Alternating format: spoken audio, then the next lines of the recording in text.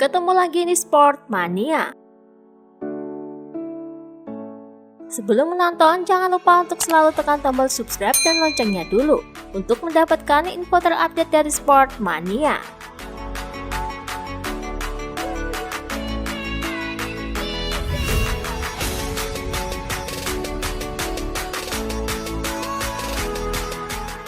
Dikutip dari Speedweek, data kecelakaan Jorge Martin di sesi latihan bebas ketiga MotoGP Portugal akhir pekan lalu sungguh mengerikan.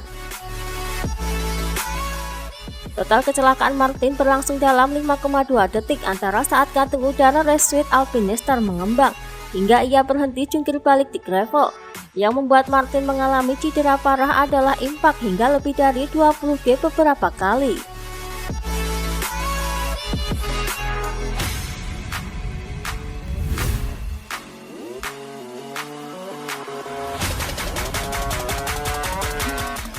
Dikutip dari Speedweek, Bagnaia mendapatkan banyak pujian dari para petinggi di Ducati dikarenakan penampilan gemilangnya pada MotoGP Portugal lalu. Pada awalnya, Pecco menjadi pembalap terlemah di Ducati, tapi ia percaya pada dirinya sendiri, bekerja dan sekarang ia menjadi pembalap terbaik, ucap Tardozzi.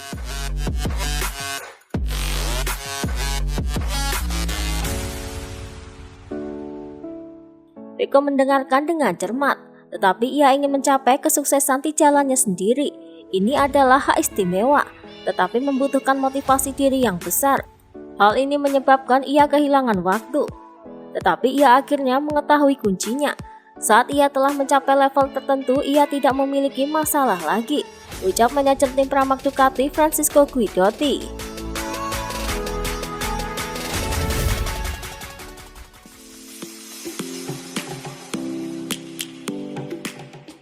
Dikutip dari Crash, Morbidelli memprediksi Quartararo akan kembali berjaya ketika seri keempat akan berlangsung di Jerez. Sebab jika berkaca pada musim lalu, Quartararo mampu melibas 2 seri di sirkuit Jerez dengan merebut podium pertama. Quartararo melakukan pekerjaan yang bagus dan ia terlihat sangat kuat. Memulai musim dengan sangat baik, ia memiliki tim pabrikan di belakangnya. Dan ia dalam kondisi mental yang tepat. Jadi saya pikir setidaknya di balapan pertama ini, dan saya pikir di Jerez, itu akan bagus untuknya juga. Fabio terlihat seperti orang yang memiliki keunggulan ekstra pada orang lain saat ini, ucap Morbidelli.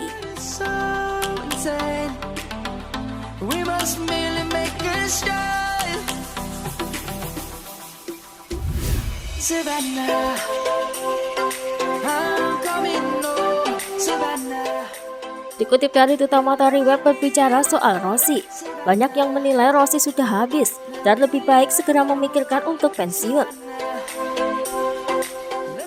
Namun bagi Steven Bradle, Rossi belumlah menunjukkan jati diri yang sebenarnya di awal musim ini.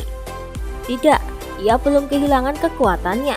Sampai beberapa tahun lalu ia masih berjuang untuk gelar dan ia berhasil memenangkan beberapa podium. Jadi mengapa ia harus pensiun? Ucap Bradle.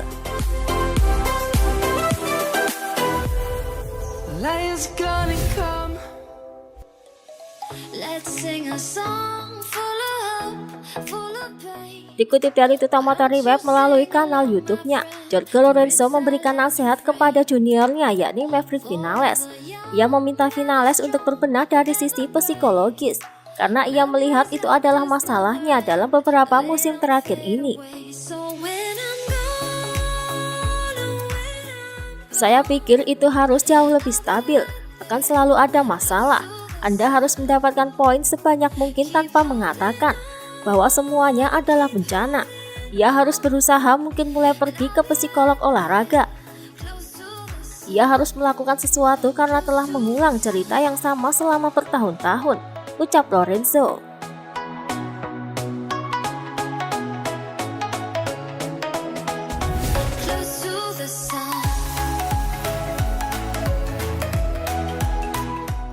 Dikutip dari Crash, Jorge Lorenzo memberikan pandangan positif di tengah keterpurukan Valentino Rossi. Ia masih percaya Rossi bisa menorehkan kiprah manis di MotoGP 2021. Balapannya tidak terlalu buruk, Ia berjuang untuk posisi ke-10.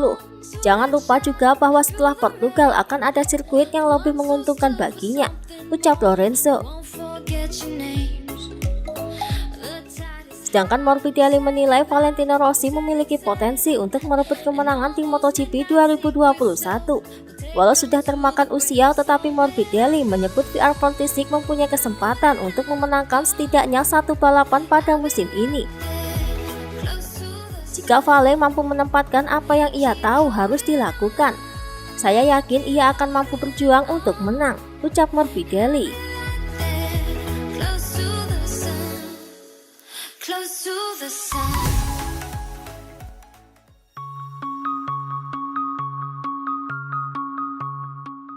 Dikutip dari Motorsport, ayah mendiang Marco Simoncelli, yakni Paolo Simoncelli, mengecam Stewart di Moto3 yang rajin memberikan penalti untuk kesalahan apapun.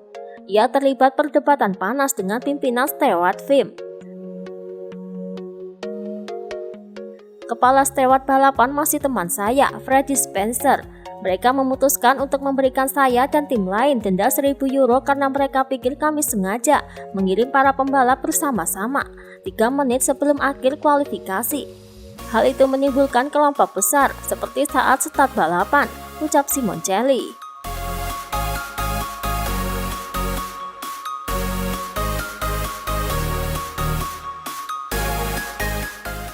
Diskusi tersebut berbuah penalti terhadap Darren Binder dan Dennis Oncu berupa start dari pit lane. Pembalap muda KTM tersebut baru boleh keluar 5 detik setelah balapan dimulai. Dan juga beberapa tim didenda 1.000 euro setelah disinyalir mengirim pembalap saat bersamaan saat kualifikasi.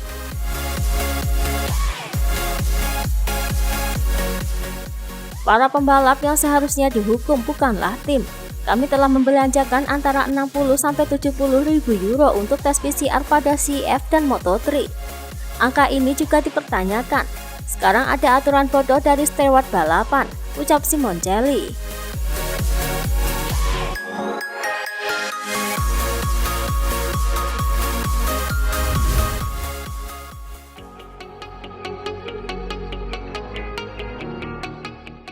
Dikutip dari Corsica Moto, Johan Stickford berbicara tentang anggaran tim Petronas di masa pandemi ini.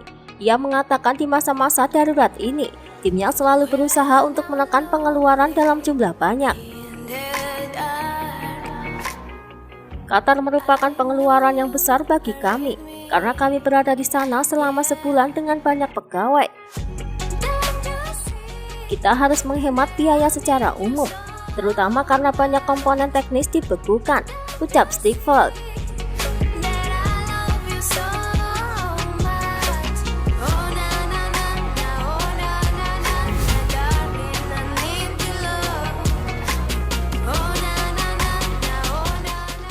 Dikutip dari Corsica Moto, kabar angin datang dari media Italia, yakni hipotesis VR46 akan menjadi tim satelit Aprilia di MotoGP 2022. Alasannya karena ternyata Sponsorama Racing berniat untuk tak lagi mengikuti ajang MotoGP di tahun depan. Jika VR46 mau tetap tampil di MotoGP, maka jelas mereka harus mencari tim pabrikan baru. Bila melihat situasi yang ada, maka Aprilia menjadi satu-satunya tim pabrikan yang tersedia untuk diajak kerjasama oleh tim Valentino Rossi.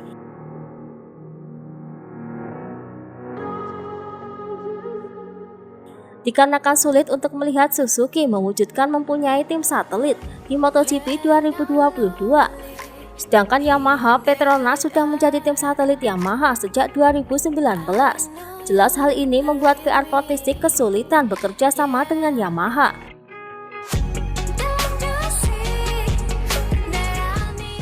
Menariknya lagi, Gresini yang berpisah dengan Aprilia justru bakal mendekati Ducati. Gresini berniat menjadi tim satelit dari Ducati di MotoGP 2022.